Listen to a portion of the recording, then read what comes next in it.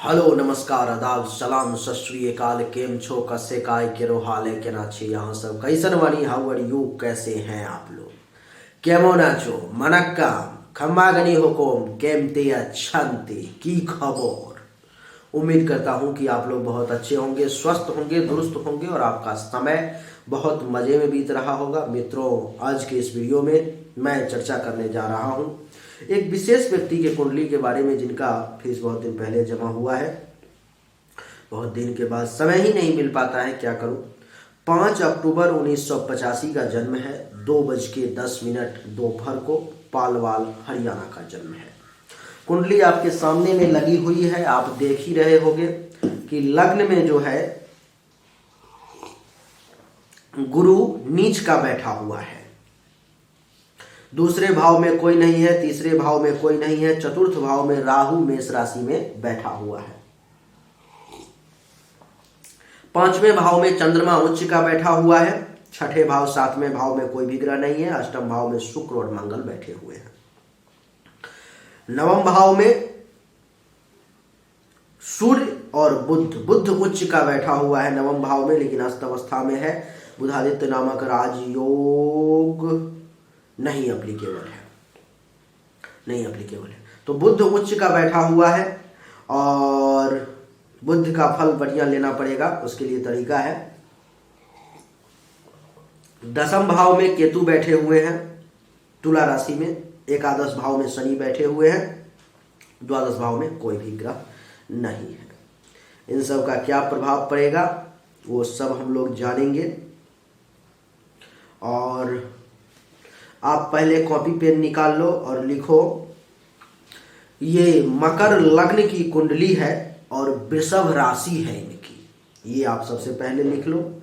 आगे मैं जैसा लिखाता हूं वैसा लिखते चले जाओ आप। जब जन्म हुआ तब से लेकर के 1/7/1990 तक मंगल की महादशा रही। 1/7/1990 से लेकर के 1/7/2008 तक राहु की महादशा। 1/7/2008 से लेकर के 1/7/2024 तक गुरु की महादशा। 1/7/2024 से लेकर के 1/7/2043 तक यानी कि 43 तक शनि की महादशा।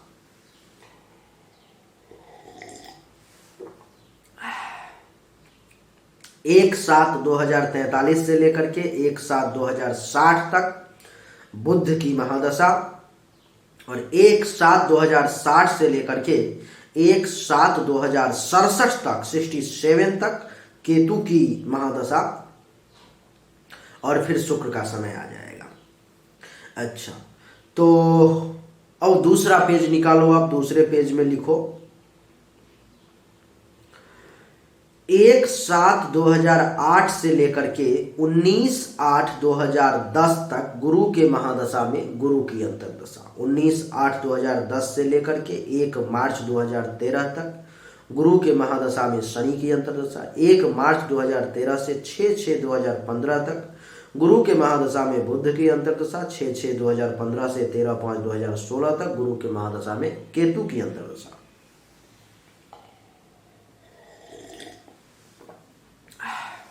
13/5/2016 से लेकर के 13/1/2019 तक गुरु के महादशा में शुक्र की अंतर्दशा और 13/1/2019 से लेकर के 1/11/2019 तक गुरु के महादशा में सूर्य की अंतर्दशा और 1/11/2019 से लेकर के 1 मार्च 2021 तक गुरु में चंद्रमा की अंतर्दशा। 1 मार्च 2021 से लेकर के 6 फरवरी 2022 तक मंगल की अंतर्दशा, गुरु में मंगल की अंतर्दशा और 6 फरवरी 2022 से लेकर के 1 जुलाई 2024 तक गुरु में राहु की अंतर्दशा। पेज पलट दो, आप दूसरे पेज में लिखो 1/7/2024 से लेकर के 3/7/2027 तक शनि के महादशा में शनि की अंतर्दशा। 3/7/2027 से लेकर के 13 मार्च 2030 तक शनि में बुध की अंतर्दशा। 13 मार्च 2030 से लेकर के 22/4/2031 तक शनि में केतु की अंतर्दशा 22/4/2031 से 22/6/2034 तक शनि में शुक्र की अंतर्दशा, 22/6/2034 से लेकर के 3/6/2035 तक शनि में सूर्य की अंतर्दशा,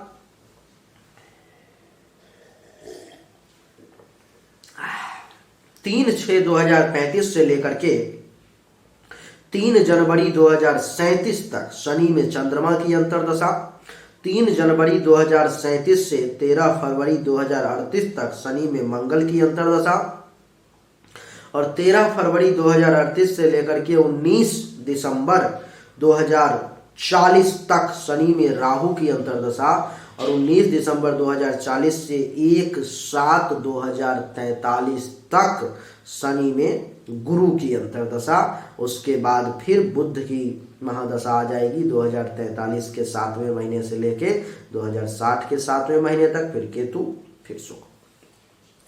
तो अब मैं आपको बताने वाला हूं, मैं जिस ग्रह का जिस समय में फलादेश कहूंगा, मैं जब बताऊंगा कि सूर्य के समय में ये सब होने वाला है, तो आप ये समझ जाना कि सूर्य की जब जब महादशा अंतर्दशा आएगी तो ये फल लागू होगा।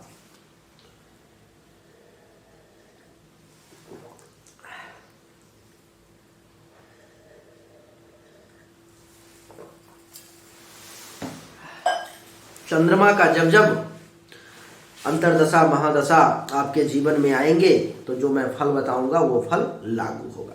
तो आइए चर्चा को आरंभ करते हैं इसी प्रकार से सभी ग्रह का। तो सूर्य से ही चर्चा आरंभ करेंगे। सूर्य इस कुंडली में एक मारक ग्रह के तौर पे जाना जाता है, अच्छा ग्रह नहीं है। सूर्य इस कुंडली में जिंदगी में कभी भी बहुत बढ़िया फल देने वाला ग्रह साबित नहीं होता है। सूर्य का क्या फलादेश होगा, आइए अब मैं आपको समझाने की कोशिश करता हूं। सूर्य इस कुंडली में 18 डिग्री पे बैठे हो, लेकिन अच्छा फल देने के लिए नहीं, बुरा फल देने के लिए ये 100% सक्षम है। सूर्य का जब जब समय आपके जिंदगी में आएगा, सूर्य की महादशा हो अंतर्दशा हो, तो नवम भाव में बैठे हुए हैं, तो आप अनुभव करोगे कि भाग्य साथ नहीं दे रहा है। धर्म का काम करने में बाधाएं आ जाएंगी, तीर्थ यात्रा करने में परेशानी का सामना करना पड़ेगा। इसके अलावा यश में कमी का अनुभव होगा आपको। ससुराल पक्ष से टेंशन तनाव की स्थिति उत्पन्न होगी। सन्यासी, संत, महात्मा, ऋषि, मुनि, ब्राह्मण, आचार्य, गुरु, इन सब का आशीर्वाद लेने में भी आपको परेशानी का सामना करना पड़ेगा।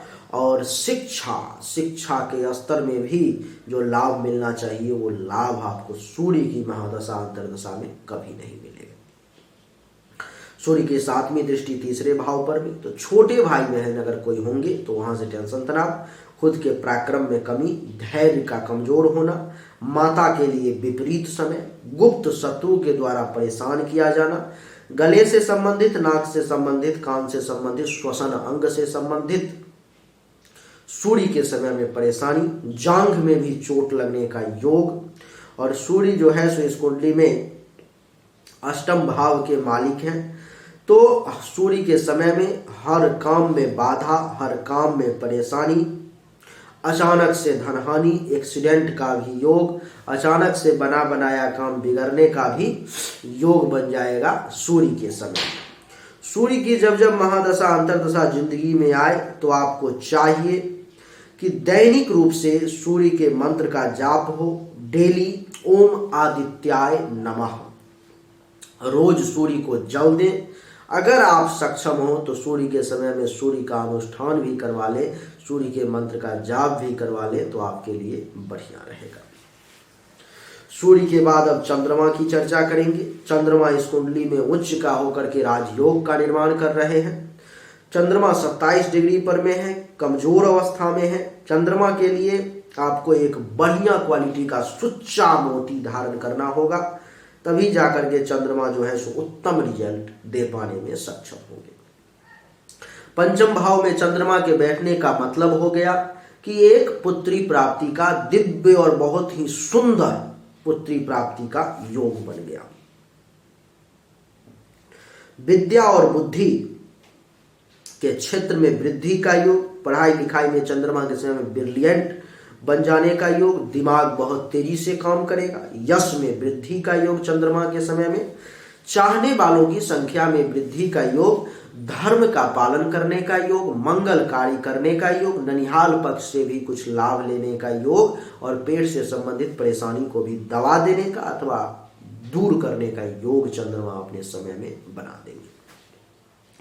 चंद्रमा की 7वीं दृष्टि एकादश भाव पर भी, तो चंद्रमा के समय में आय यानी कि इनकम बहुत होगा, लाभ बहुत मिलेगा, उपलब्धि की प्राप्ति बहुत होगी, मनोकामनाओं की पूर्ति बहुत होगी, बड़े भाई बहन सीनियर्स का सपोर्ट बहुत मिलेगा और जब उस एज में आप पहुंचेंगे तो पुत्र वधू और दामाद का सुख भी आपको प्राप्त होगा। चंद्रमा इस कुंडली में 7म भाव के मालिक हैं, तो जीवन साथी से लाभ का योग, काम वासना की पूर्ति का योग, वैवाहिक जीवन को अच्छा रखने का योग, दैनिक व्यवसाय को बढ़िया चलाने का योग, प्राइवेट पार्ट से संबंधित अगर किसी भी प्रकार की परेशानी है तो चंद्रमा उसको दबाने का अथवा खत्म करने का प्रयास करेंगे और दुश्मन आपको कभी भी नुकसान नहीं पहुंचा पाएगा। चंद्रमा के समय में आपका बाल भी बांका नहीं कर पाएगा और पार्टनरशिप में भी अगर कोई बिजनेस चल रहा है तो चंद्रमा के समय में वो बढ़िया चलेगा। बुध भी आपके कुंडली में उच्च का होकर के 9वें भाव में बैठे हुए हैं। बुध के समय में अगर बढ़िया क्वालिटी, चंद्रमा के बाद मंगल, बुध नहीं मंगल आपके कुंडली में 8वें भाव में बैठ करके मारक ग्रह बन जाते हैं। मंगल का जब जब समय जिंदगी में आएगा आपके हर काम में रुकावट, हर काम में परेशानी, हर काम में बाधा का योग मंगल देवता बना देंगे।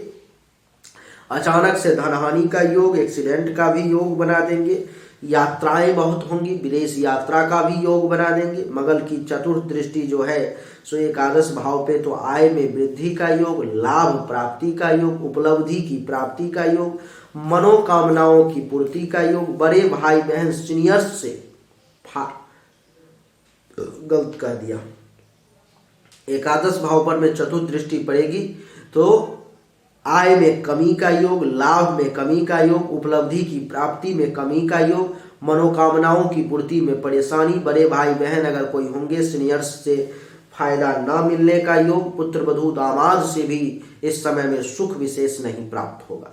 मंगल की 7वीं दृष्टि 2य भाव पर में धन, धान्य और संपत्ति, इन सब के रिगार्डिंग परेशानी का योग, पैसा जमा ना हो पाना, जमा पूंजी अपने आप खत्म होता चले जाना मंगल के समय में, परिवार में कलह और टेंशन का योग, गुस्सा ज्यादा आना, अपने बड़े लोगों का, माता पिता गुरु का आदर ना करना, वाणी बहुत तीखी हो जाना और पड़ोसी के साथ भी टेंशन तनाव का योग। और 8वीं दृष्टि 3रे भाव पर में, तो अगर कोई छोटा भाई बहन होगा तो वहां से भी टेंशन तनाव का योग, जूनियर्स का सपोर्ट ना मिलना, खुद के पराक्रम में कमी का योग, पेशेंस लेवल कमजोर हो जाने का योग, गुप्त शत्रु द्वारा परेशान होने का योग, गले से संबंधित, नाक से संबंधित, कान से संबंधित, श्वसन अंग से संबंधित परेशानी का योग। मंगल जो है इस कुंडली में मालिक है 4th भाव का और एकादश भाव का, तो एकादश भाव का फल तो बता ही दिया। 4th भाव के रिगार्डिंग यानी कि सुख में कमी का योग, माता को हेल्थ वाइज परेशानी, मकान, जमीन, अचल संपत्ति के रिगार्डिंग परेशानी, वाहन के रिगार्डिंग परेशानी का योग जो है मंगल देवता बनाएंगे। मंगल देवता के जब जब समय आएगा आपके जिंदगी में महादशा अंतरदशा, उस समय में दैनिक रूप से हनुमान चालीसा का पाठ और ओम मंग मंगलाय नमः मंत्र का सुबह में स्नान करके 10 माला रोज जाप करना आपके लिए आवश्यक हो जाएगा। तभी जाकर के मंगल के प्रभाव से आपको राहत मिलेगी, नहीं तो मंगल तबाह कर देगा। मंगल के बाद बुध की चर्चा करते हैं। बुध आपके कुंडली में उच्च के बैठे हुए हैं, 9वें भाव में बैठे हुए हैं जो राजयोग कारक हो गया बुध। लेकिन बुध की डिग्री जो है सो कमजोर है, 27 डिग्री पर में बुध बैठा हुआ है। मात्र 3% रिजल्ट देने में बुध सक्षम है। आपको चाहिए कि बुध के लिए एक बढ़िया क्वालिटी का पन्ना बुध के समय में धारण करना। अगर आप धारण कर लोगे, बुध का फल आपके ऊपर में बहुत बढ़िया लागू होगा। बुध के समय में जो है सो आपको भाग्य का बहुत सपोर्ट मिलेगा। भाग्य भरोसे आपका जो काम है वो बहुत बढ़िया तरीके से जो है सो हो पाएगा और आपको बड़ा अच्छा लगेगा, आनंद आएगा। ये बुध का प्रभाव होगा। ससुराल पक्ष से भी जो है खूब लाभ मिलने का योग बना देंगे बुध देवता, अगर पन्ना धारण कर लोगे तो। संत महात्मा ऋषि मुनि का आशीर्वाद भी खूब प्राप्त होगा, ब्राह्मण का आशीर्वाद भी लोगे। ससुराल पक्ष से साला साली से भी फायदा लेने का योग, यश में भी वृद्धि का योग। शिक्षा का स्तर भी बुध के समय में बहुत ऊंचा हो जाएगा और बहुत शिक्षा के माध्यम से पैसा कमा पाओगे। भाग्य इतना साथ देगा, अगर पन्ना धारण कर लोगे तो दिन दोगुना रात चौगुना अपने आप वृद्धि होती चली जाएगी। बुध जो है सो यहां से दृष्टि डालेगा तीसरे भाव पर में, तो बुध के समय में छोटे भाई बहन जूनियर्स से लाभ का भी योग बन जाएगा, खुद के पराक्रम में वृद्धि का भी योग बन जाएगा। और आपको मैं बता दूं कि पेशेंस लेवल के मजबूत होने का योग बन जाएगा। मां के लिए भी बुध का समय ठीक रहेगा। गुप्त शत्रु अगर आपको परेशान करने की भी कोशिश करेगा तो आपका बाल बांका नहीं कर पाएगा। गले से संबंधित, नाक से संबंधित, श्वसन अंग से संबंधित किसी भी प्रकार की परेशानी को बुध अपने समय में दबाने का प्रयास करेगा। बुध जो है आपके कुंडली में मालिक है छठे भाव के साथ साथ नवम भाव का भी। तो नवम भाव का तो रिजल्ट हमने आपको बता ही दिया, छठे भाव का भी बता देता हूं। बुध के समय में छठे भाव के रिगार्डिंग दुश्मन का नाश होगा, चिंताएं खत्म होंगी, कुछ दुश्मन परेशान करने की कोशिश भी करेगा और केस मुकदमा अगर कोई चल रहा होगा तो वो भी अपने फेवर में रिजल्ट आएगा, कर्ज वगैरह समाप्त होगा, कलंक वगैरह दूर होगा, शोक और दुख का भी नाश होगा बुध के समय में। तो बुध का समय आपके लिए हर मामले में बढ़िया रहने वाला है। शर्त वही है कि बुध के समय में एक बढ़िया क्वालिटी का पन्ना अगर धारण कर लिया गया तो वो जो है सो बहुत ही अच्छा, बहुत ही काम का जो है हो जाएगा। बुध के बाद गुरु की चर्चा करते हैं। गुरु आपके कुंडली में नीच का लग्न में ही बैठा हुआ है, जो कि अच्छा नहीं है। गुरु 13 डिग्री पर में है। सामान्य दृष्टि से लोग आपको बता सकते हैं कि गुरु बहुत बढ़िया फल देता है, बहुत बढ़िया फल देगा, लेकिन गुरु का फल बिल्कुल भी बढ़िया नहीं है। गुरु जो है सो आपके कुंडली के प्रथम भाव में लग्न में बैठने के कारण 13 डिग्री पर में बैठा हुआ है। क्या क्या फल देगा देख लो। नीच का है तो शारीरिक रूप से आपको परेशान करेगा। मेंटली तौर पर में मस्तक पर में बैठा हुआ है तो मानसिक तौर पर में परेशान करेगा। गुरु ज्ञान का कारक है, लेकिन नीच का हो गया तो अच्छा ज्ञान आपको नहीं देगा। इस समय में जब गुरु का समय रहेगा आपके जिंदगी में तो ज्ञान भी आपको सही तरीके से काम नहीं आएगा, विवेक का सहारा नहीं ले पाएंगे, शील स्वभाव बहुत बढ़िया नहीं रह पाएगा, विनम्रता भी नहीं रहेगी। गुरु की 5वीं दृष्टि कारण एक पुत्र प्राप्ति का योग बन गया, लेकिन उसमें भी बाधा देगा गुरु, क्योंकि नीच का है। संतान से जो है सो गुरु अपने महादशा अंतरदशा में फायदा नहीं लेने देगा। विद्या बुद्धि का भी सपोर्ट आपको बहुत नहीं लेने देगा। यश में भी बहुत ज्यादा वृद्धि नहीं होगी। चाहने वालों की संख्या नहीं बढ़ पाएगी। धर्म और मंगल कार्य में भी गुरु के समय में आपको परेशानी का सामना करना पड़ेगा। गुरु के समय में जब जब गुरु की महादशा अंतरदशा आएगी, ननिहाल पक्ष से भी लाभ नहीं मिल पाएगा और पेट से संबंधित परेशानी के साथ साथ मेंटली तौर पर में भी डिस्टर्ब हो जाओगे। गुरु की 7वीं दृष्टि सप्तम भाव पर में। गुरु के समय में जीवन साथी के साथ टेंशन, तनाव, काम वासना की अधिकता, वैवाहिक जीवन में परेशानी, दैनिक व्यवसाय रोजगार में परेशानी, प्राइवेट पार्ट से संबंधित परेशानी, दुश्मन के द्वारा परेशान किया जाना, पार्टनरशिप का बिजनेस ना चलना, ये गुरु का फल है। देख लो कितना निगेटिव फल है। गुरु की 9वीं दृष्टि जो है नवम भाव पर में, तो भाग्य का सपोर्ट ना मिलना, धर्म का काम करने में बाधा, तीर्थ यात्रा करने में परेशानी, यश में कमी, ससुराल पक्ष से टेंशन, तनाव, सन्यासी, संत, महात्मा, ऋषि मुनि इन सब के आशीर्वाद में परेशानी और शिक्षा का भी पूरा लाभ ना मिल पाना, ये गुरु का प्रभाव है। गुरु आपके कुंडली में जो है सो मालिक है 3रे भाव के साथ साथ 12 भाव का। जिसके कारण से मेहनत ज़्यादा करना गुरु के समय में, परिश्रम ज़्यादा होना, छोटे भाई बहन जूनियर्स का सपोर्ट ना मिलना, टेंशन तनाव होना, पराक्रम में कमी, पेशेंस लेवल कमजोर, माता के लिए विपरीत समय, गुप्त शत्रु द्वारा परेशान होना, गले नाक कान श्वसन अंग से संबंधित परेशानी, धन हानि का योग, खर्चा ज़्यादा होना, सैया सुख में कमी का योग, अस्पताल के खर्चा का योग, विदेश यात्रा का भी योग गुरु बनाएगा। तो ये सब परेशानी गुरु के समय में आपको होगी। गुरु कैसे आपको अच्छा रिजल्ट दे रहा है, लेकिन हाँ, गुरु का एक स्वभाव होता है, शुक्र का एक स्वभाव होता है कि मारक स्थिति में भी, नीच की स्थिति में भी, खराब स्थिति में भी कुछ हल्का फुल्का जो है बढ़िया रिजल्ट दे देता है। तो वो जो अगर आपको कुछ मिला भी होगा तो वही समझना कि हल्का फुल्का आपको वो जो देने का आदत है उसका उसने वो दे दिया आपको। अब शुक्र की चर्चा करेंगे।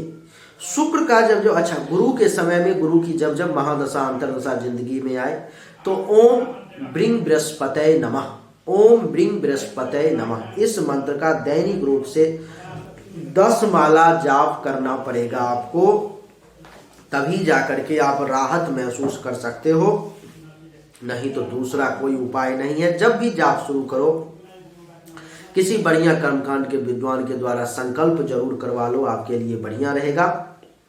नहीं हो तो मुझे ही इन्फॉर्म कर देना, मैं करवा दूंगा संकल्प आपके लिए, कोई दिक्कत नहीं है।